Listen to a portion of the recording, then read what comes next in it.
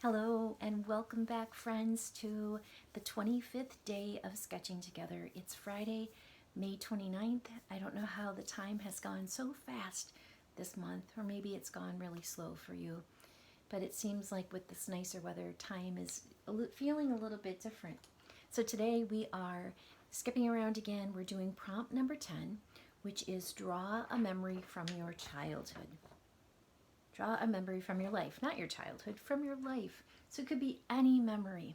So when I think of memories, there are so many that pop out to me. I wonder what your memories are, and if the memories you're thinking of right now are from childhood, or maybe when you were a teenager, or from your life as an adult. Or maybe more recent times, some special memory.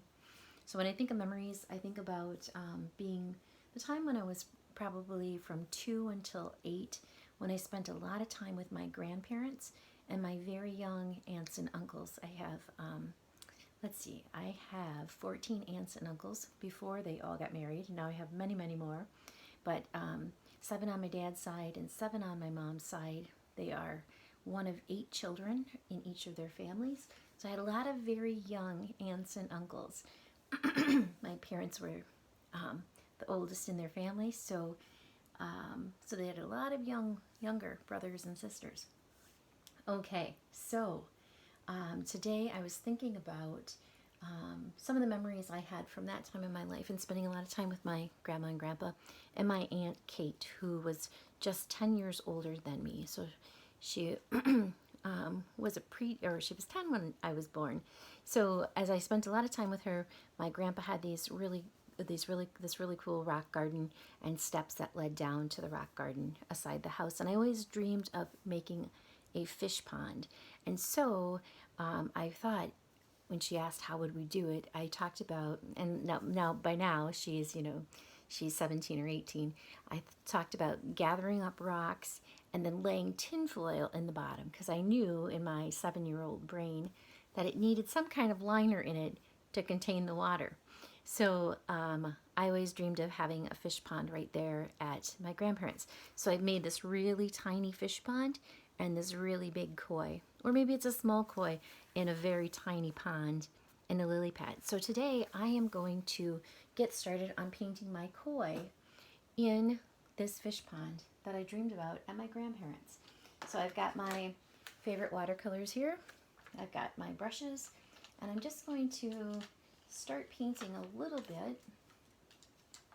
I know it's really hard to see it, but I'll bring it closer as I get started here.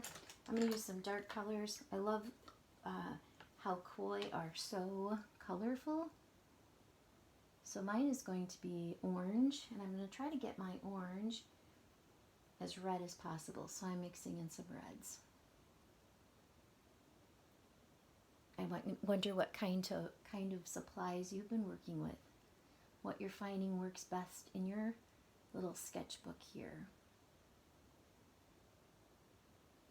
Another thing I love about koi is that they're just so random in their spots or markings. So this koi is going to have some very random markings. I'm going to try to get that black much more intense as well.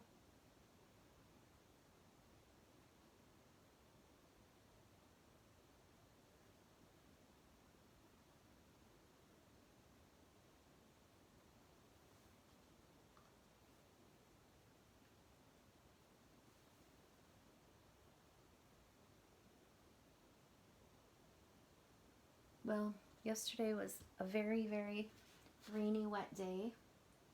So I hope today is much better and that everyone gets outside, or looks outside at least. It's supposed to be cooler in the coming days. So if you get the opportunity to get outside on the patio or to go for a short walk, I hope you'll do that.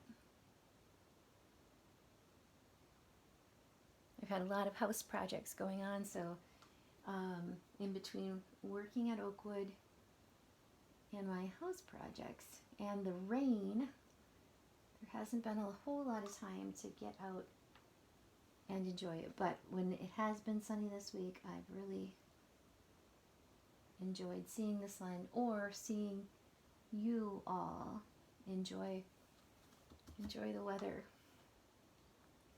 Okay, so I've got my koi started there. I'm going to add some blue to my pond.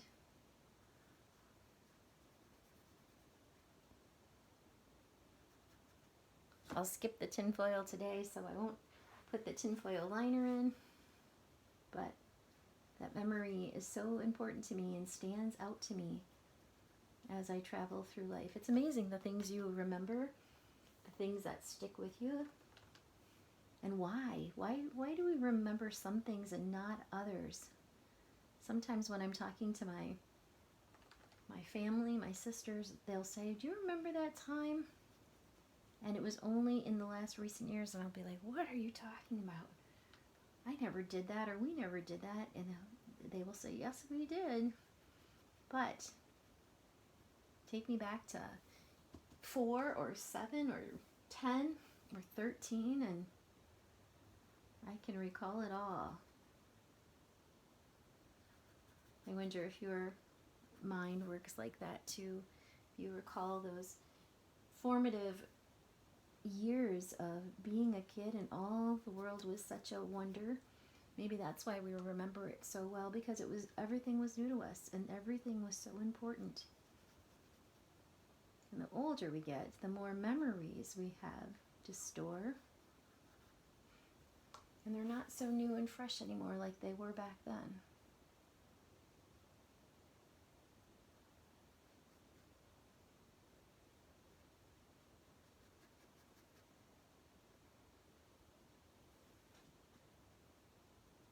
So painting this also makes me remember my grandfather, who I've talked about before as I've made these videos of sketching with Jennifer. And he passed away in December, at the end of December. And it's been very hard without him. And it seems like this pandemic has even stolen away our time to grieve him. And I feel like that at Oakwood sometimes, that there isn't a whole lot of time to grieve. That time just rushes on, moves on. And when we lose someone special in our lives, it really does matter. And we need that time to honor them, and that time to just feel all those feelings we have. And there isn't always that time to honor.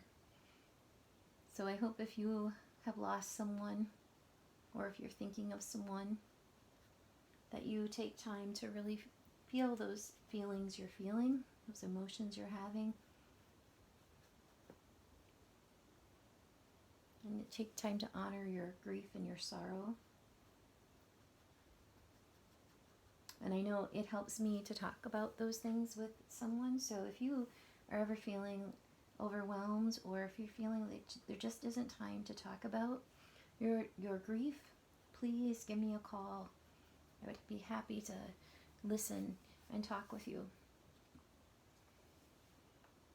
I can see from my koi here that my paper does really not like the watercolor today. It's making the grains of it are coming loose, and so that's telling me I need to slow down a little bit, take a little bit slower, maybe not add so much water.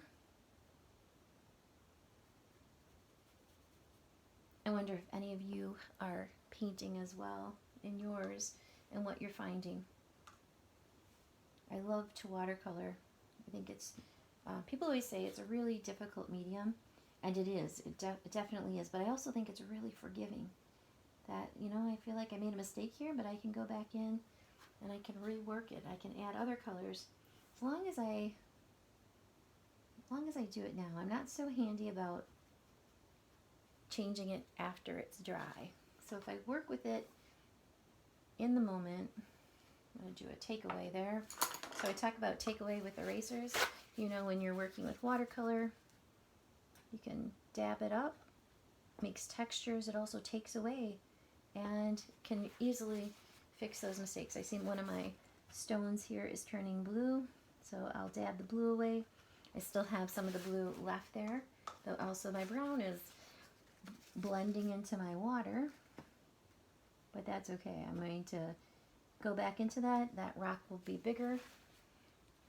So normally I would not paint a watercolor painting with it on an easel. I lay it flat. I also like to tape it.